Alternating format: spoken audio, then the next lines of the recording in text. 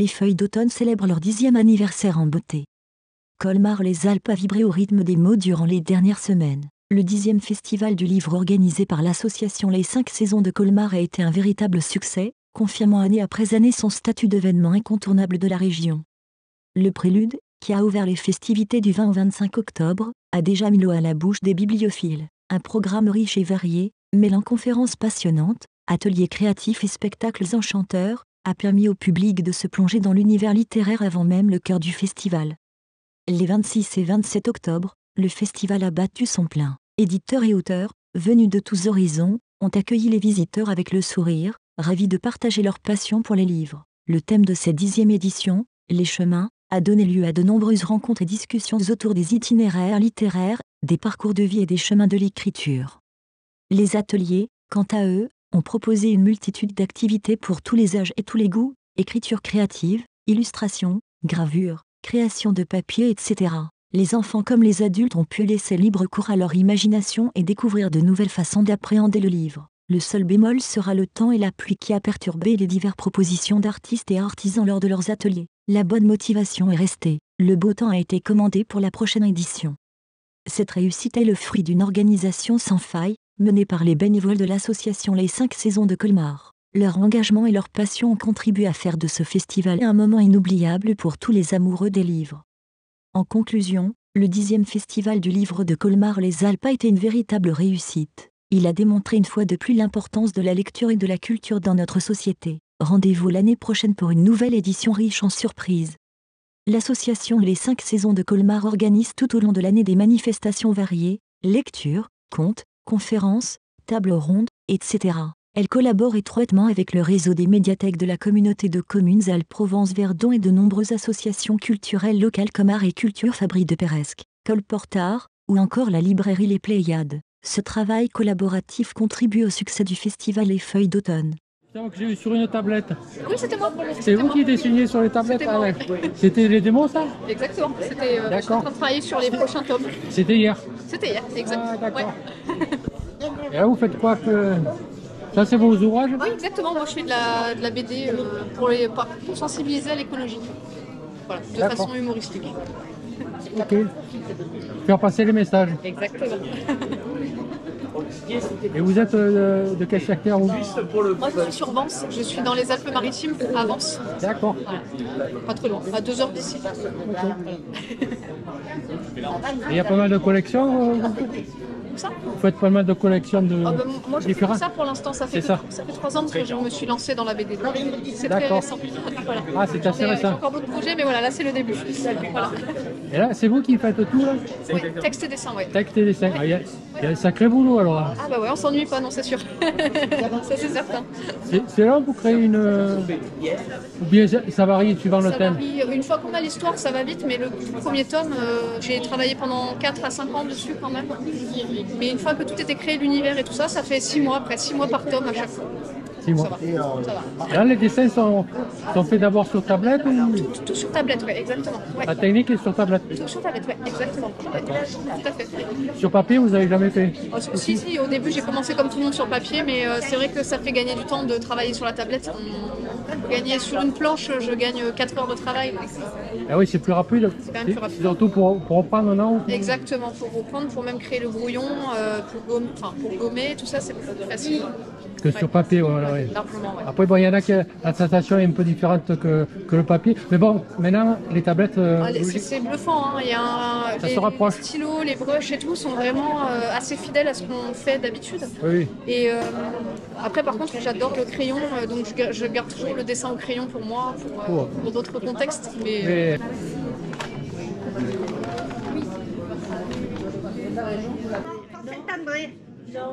C'est l'amour. Tout se passe bien? Tout se passe bien. Et tout. Ben oui, j'arrive, je regarde. Hein. Eh ben voilà, regardez. Ici tout va bien. Bienvenue sur le site et l'ensemble. Vous en avez fait d'autres de festivals? Oh, de festival, oui, on en fait beaucoup quand même. Ça fait longtemps que vous venez? Depuis le début. Depuis 10 ans. Depuis 10 ans. voire même on est venu avant. Donc je suis même étonnée qu'on n'ait pas fait un bon anniversaire à la présidente hier soir. D'abord. Oui, c'est vrai. D'abord. Ils ont oublié. Oh. Ils n'ont pas de savoir. Non. Là, ça fait... Ils sont pas sérieux. Bon, c'était vu une fois, je crois. Vous avez fait. Oui, on était là-bas. Là-bas, ouais, au petit coin. Ça marche toujours? Ça va. Il y a des petits nouveaux pour les enfants. Ah, il y a un petit nouveau là. Ah. Ouais, un petit nouveau pour les enfants. Groseille à l'abeille. Ouais. D'accord. Elle veut sauver le monde et elle sauve des fleurs. Elle est copine avec les guêpes et les bourdons. Elle est contre les complots et elle est pour que toutes les espèces vivent ensemble. Ah, voilà. Voilà, elle est bien, hein? Ah oui, ça c'est un beau message. Hein. Un beau message. On en a besoin Oh là là. à l'heure actuelle avec tout ce qui nous arrive. Oh, c'est clair. Et celui-là qui était paru juste l'année dernière, je parle des similitudes des peuples de montagne et je fais le parallèle entre les Berbères du sud du Maroc et les Cévenols. Ah d'accord, ah oui, d'accord. Point commun. Mais avec tous les peuples de montagne. Oui. Donc là, Ils ont quand même des trucs similaires. Je préfère parler des similitudes D'accord. et du vivre ensemble. Tout s'est bien passé? Ça va, Comme d'habitude. ça va. Bon, il y a que on a un peu trop de pluie, mais bon, ça fait partie du temps. Hein. Pendant ce temps-là, ils sont pas en randonnée, donc c'est très bien. Comme ça, ils ont le temps de venir Exactement. voir les beaux ouvrages qu'il y a sur le festival. Tout à fait. Bonne journée. Vous les connaissez mes livres déjà. Ben oui, on s'était vu l'année passée. Oui, vous les avez achetés l'an dernier. Et vous faites aussi plein de conférences. Oui, je fais plein de conférences. Absolument. Il y en a eu une il n'y a pas très longtemps. Hein. Il y en a une en août, le 14 août.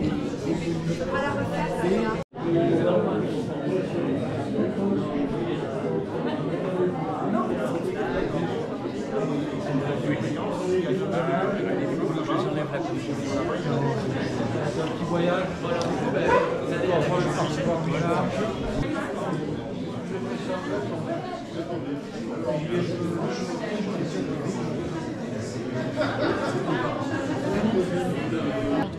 handicapé de fort qualité.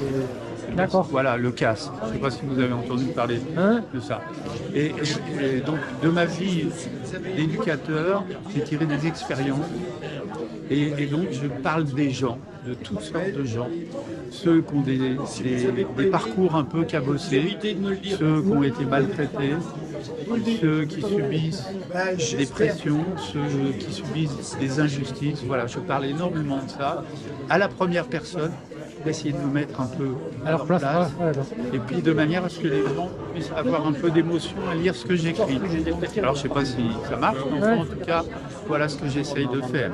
Et je ne parle que de choses réelles.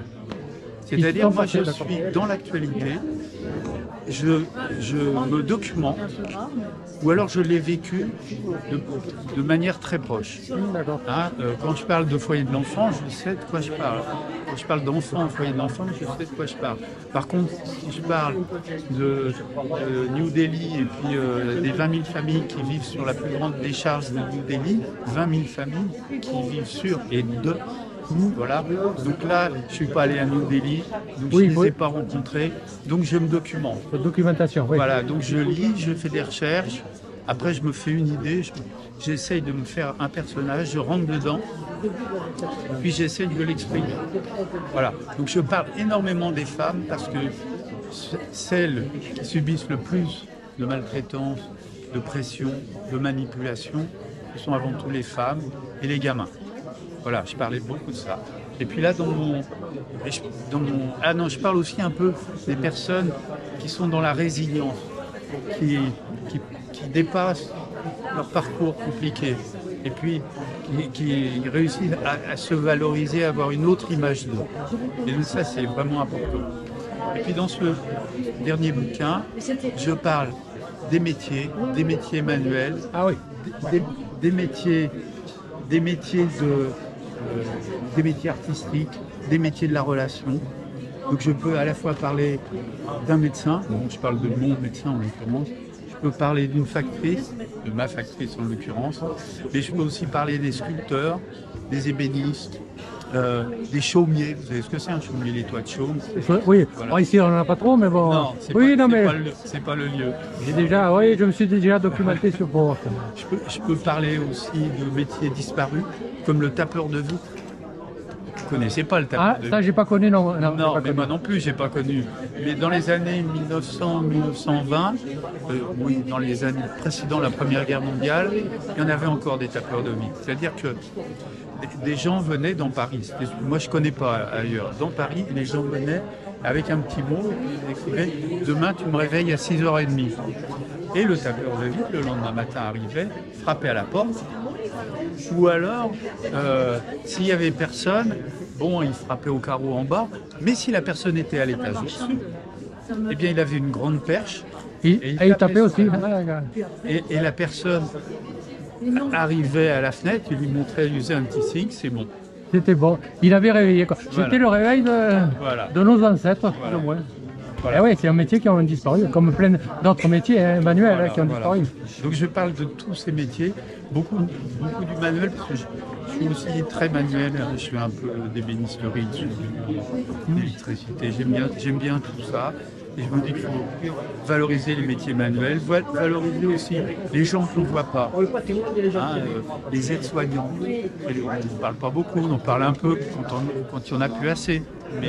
Mais les caissières qui disparaissent, enfin, je parle des gens invisibles. Oui.